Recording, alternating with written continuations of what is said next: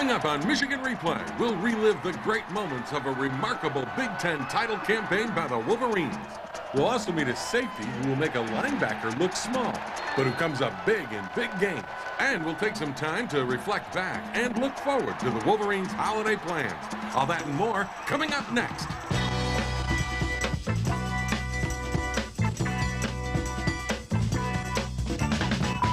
Michigan Replay with Lloyd Carr is brought to you in part by The Joy of Pepsi and by Big Boy Restaurants. Big Boy makes you say, oh boy.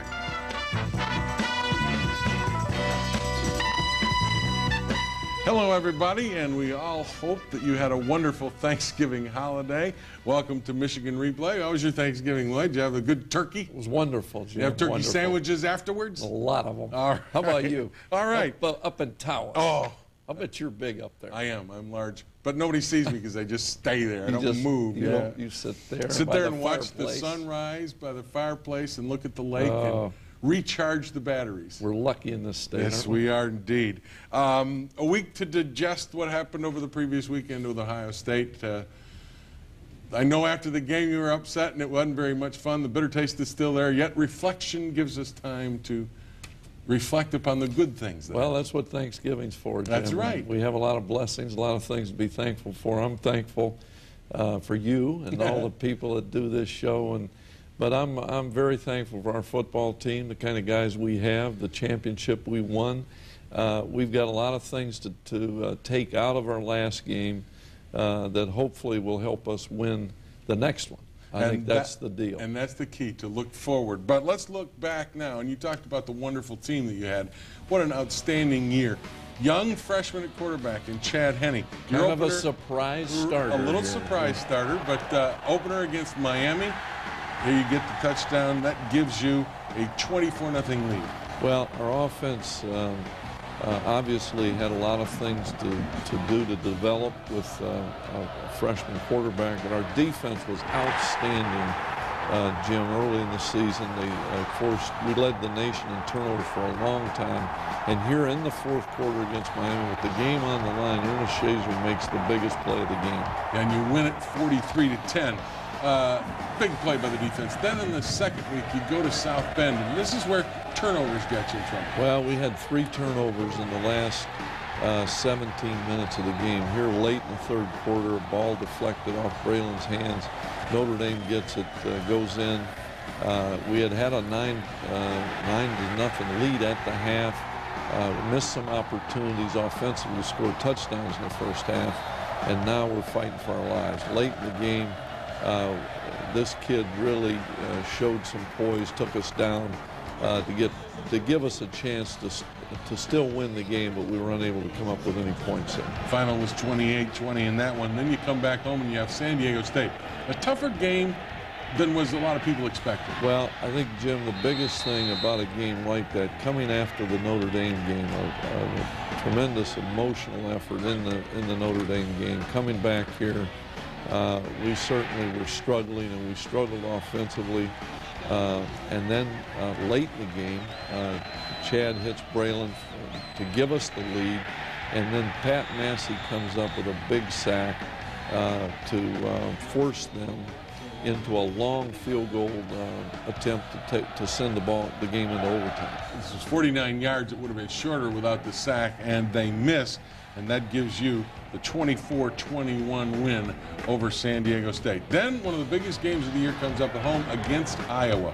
Well, Iowa came in as a team that had given us some serious problems the 2 previous years. We had a great motivation for this game.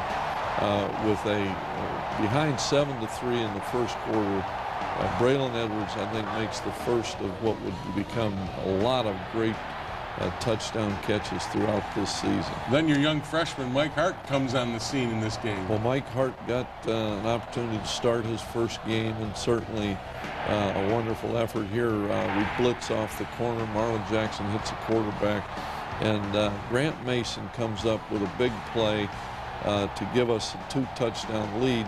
And Mason, who was a transfer from Stanford, who grew up here in Detroit, had a wonderful season, made a lot of contributions.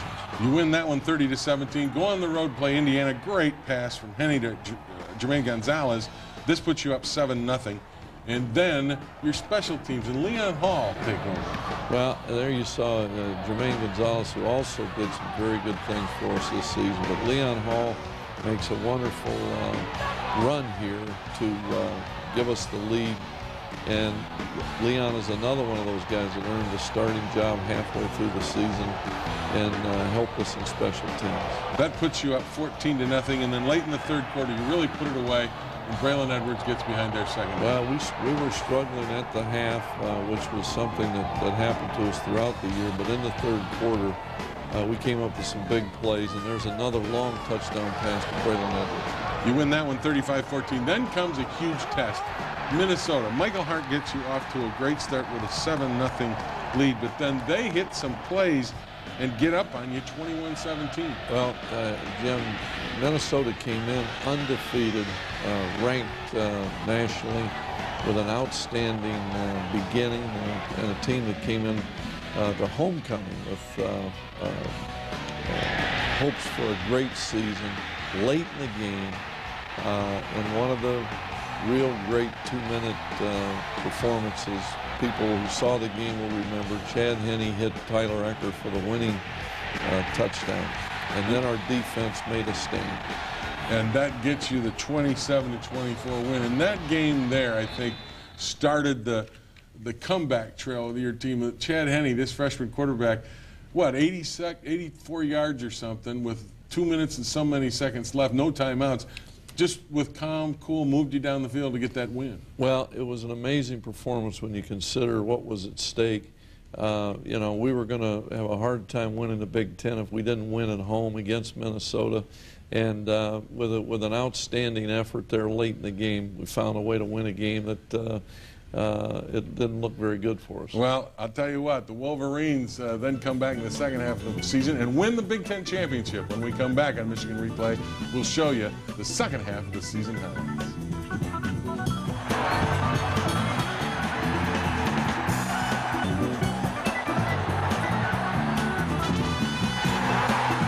The Wolverines only lose one game the first half of the season. Second half of the season, the first game you take on is Illinois on the road. And again, a little bit of a slow start, but the team still comes together and you get the job done. Well, Jim, anywhere on the road in the Big Ten, it's a tough deal. And of course, Champaign is a place that they get up for us. And certainly this Illinois team was ready to play. Well, this day. Yeah, this touchdown by Pierre Thomas actually gives them the lead. You're trailing 14-10 at halftime. Then in the second half, you really pick things up, and Mike Hart gets the job done here. Well, on a play that they used instant replay, which was, of course, a big experiment this year in the Big Ten. And the replay confirmed that Mike scored on that touchdown. It was a big play. 30-17, you win. Then on the road, a big game against Purdue. Back-to-back games on the road in the Big Ten. And, of course, this was a game we knew early in the season was going to be a big part of the Big Ten race. And against an outstanding Purdue team. Here, out of the no-back set, they get a match with their outstanding running back, Void, on Scott McClintock, and hit a big play to take the lead. I'd put them at 16, that put them ahead. You get the field goal here from Garrett Rivas to go ahead 16-14, very late. And now the defense takes over. Well, Garrett Rivas had an outstanding year and made a big kick there. And then late in the game, with only 2 points and a field goal that need to win, Ernest Shazor, Leon Hall come up with maybe the biggest play of the season. I was going to say, certainly you think that at that stage it was the biggest play of the season. You might have thought that was the biggest play of the season. Certainly one of them. Okay, then Michigan State in Ann Arbor, and this was a classic. Well, a big play there with 8.5 minutes to go in the game, Jim, and now the game begins because we're only 17 down. Yeah, you're only 17 down. What's the deal? Well, I was thinking about leaving, but the guys wouldn't let me. They said, Coach, we're going to find a way to win this game, and Garrett Rivas makes a big kick there to get it to 2 scores, and then Rivas makes a good kick on the onside kick, and Brian Thompson comes up with one great play. And then, Troy Meanberg. Right, and then Braylon Edwards just takes over. Well, with great pressure, Chad Henne gets the ball high, and Braylon uses his great athleticism to go up and make a great play, take the ball away from him, and what a play that was. Only one score down with 3 minutes to go. You tied it up. Well, we come right back, and they say lightning doesn't strike twice, but it did on that particular day. So you go to 3 overtimes, and here is your possession in the 3rd overtime. Well, on the slant route, Chad went down and found him.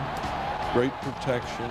One of the plays we'll all remember for a long time. And then they have one left, and your defense comes through. Well, good pressure here and good coverage. That's the way we wanted to win it, and what an unbelievable memory that is. 45-37 in triple overtime. Great, great victory. Then you're back home against Northwestern, a team that has designs. They're a pretty good football team. Well, after a bye week, we came out and certainly offensively were not very sharp in the first half, but we did come out in the second half and play probably offensively as well as we have all year. Here again, Mike Hart, who led the Big Ten in rushing, Jim, as a true freshman, scored to give us the lead. And then your defense came through. Noah Herron, who had been pretty big thorn in your side first half, you stop him. And the other guy that really showed up big in this game was Steve Preston. Well, Jeremy Van Alstyne made that play and, of course, came back in the middle of the season after being apparently out for the year. And, of course, in this particular day, Steve Preston, for the first time all year, was back to full speed and showed it on a big play for a touchdown on a punt return. You win that game 42-20, then go to Columbus, and this is kind of the way they started. Their first possession at 3rd and long, and they find a way to make a play. Well, one of the most disappointing plays of a very disappointing day. But what gave us great hope there in the first quarter is after giving up a long touchdown pass, our offense put together a great drive. Chad on the roll hit Jason Avant for the first touchdown. And with the lead, then we struggled defensively in the second quarter, and Ohio State went into the half with a 20-14 point lead. And then here in the third quarter, again gets out of there on a long punt return to put them up 2 scores. That put them up 27-14. You're fighting back desperately. Here's great play by Braylon Edwards and Chad Henne. Well, it just wasn't enough. Well, it's too little, too late. And after going down by 3 scores, we continued to fight. But Ohio State outplayed us on this particular day. Talk to me about the reflection on the season, even with the Ohio State bitterness there. You still win the Big Ten championship. You're still going to the Rose Bowl. Well, Jim, I think really, I've been in this conference 27 years. I think the fact that we were able to win a championship with a freshman quarterback and tailback is one of the great stories, certainly since I've been in the conference. And I think it speaks to the leadership we had. This team was able, with 2 young kids in the backfield in very important positions, able to defend a championship. So we come out of it as the Big Ten champions, the representative of the Big Ten in the Rose Bowl. I think it was a wonderful season. And I don't think people understand, and I want you to talk to this, how difficult it is to go back-to-back and win Big Ten championships 2 years in a row in a conference like the Big Ten. Well, I don't think you can describe how difficult it is. I think only the people who are in there on a day-to-day basis competing every Saturday. It's very difficult on the road. This conference is even, I think, from top to bottom as any conference in the country. And what I don't think other people realize either is how physical this conference is. I mean, you might win a game by 20 points, but it takes its toll.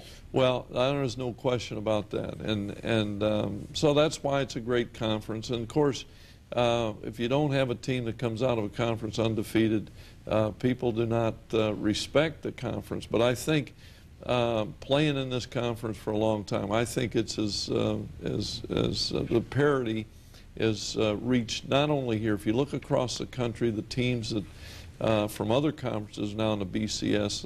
You see that any given day. We'll get to that a little later on. We talk about what's coming up over the holidays. When we come back, we'll take a closer look at one of the best safeties in America, Ernest Shazor. It's coming up next when Michigan Replay continues.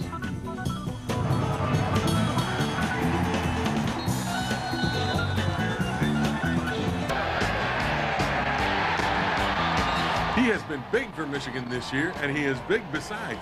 Ernest Shazor, at 6'4" and 230 pounds, could play linebacker.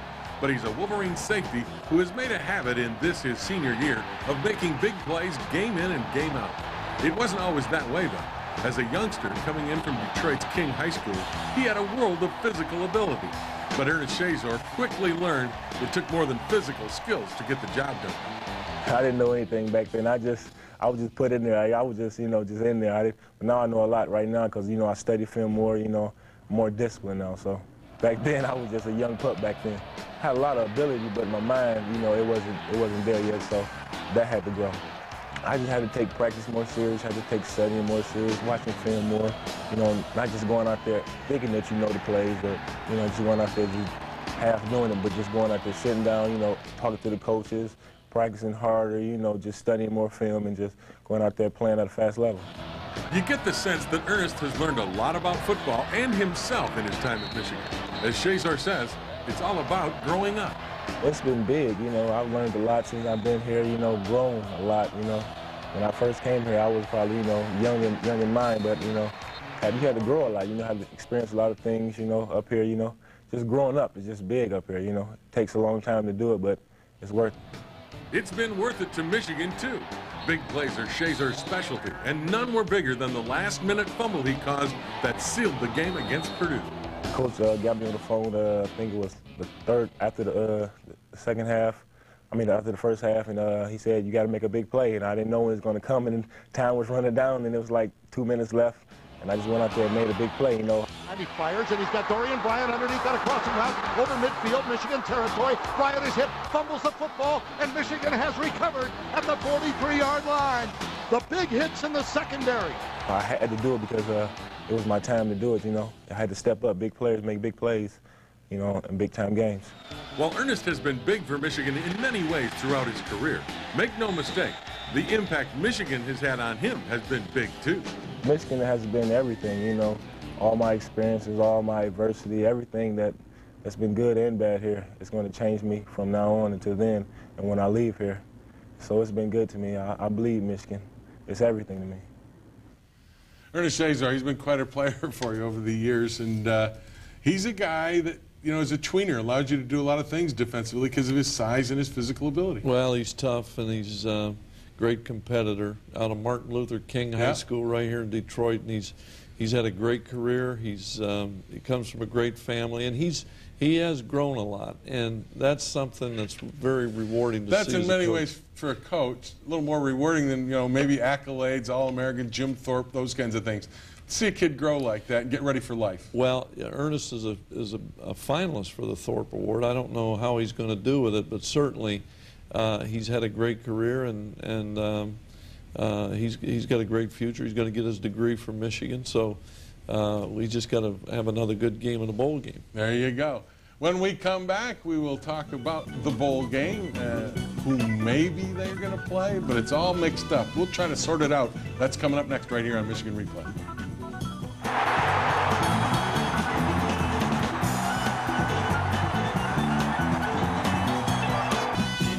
Welcome back to Michigan Replay. There's one thing we do know about this bowl season. What is it? Michigan is going to play in the Rose Bowl on January 1st in Pasadena, California. Yes, we are, Jim, and we're delighted to go back to represent Michigan in the Big Ten Conference. You got your plans, anything made yet? Well, we're hoping to go out. We got a final exam schedule we got to work around. We're hoping to leave here the 22nd, which will be 3 days later than we went a year ago. We won't be out there as long.